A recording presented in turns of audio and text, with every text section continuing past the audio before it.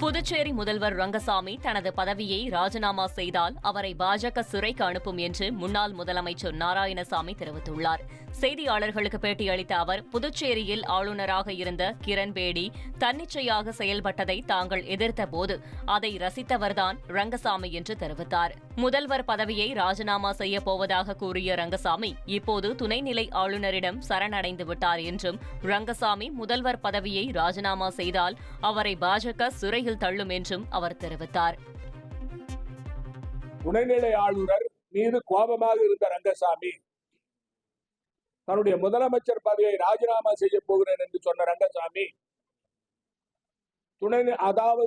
துணைநிலை ஆளுநரால் சில சமயம் சிறு சிறு பிரச்சனைகள் இருக்கும், அதை ஒன்று நான் பெரிதுபடுத்தவில்லை என்று இப்பொழுது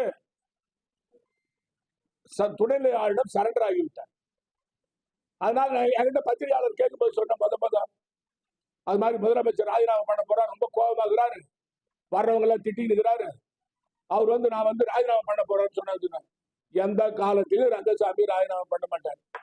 அவர் ராஜினாமா பண்ணார்னா மறு நிமிஷம் ஜெயில இருப்பார். பாரதிய ஜனதா கட்சி அவர் ஜெயில போட்டுரும். அவர் பேர்ல அவ்வளவு ஊழல் குற்றச்சாட்டு இருக்குது. ட்ரெண்ட ஃப்ரெண்ட் ஆக்கிக்கோங்க. தந்தி டிவியின் சப்ஸ்கிரைபர்ஸ் அண்ட் ஃபாலோவர்ஸ் குடும்பத்துல நீங்களும் இணையுங்க.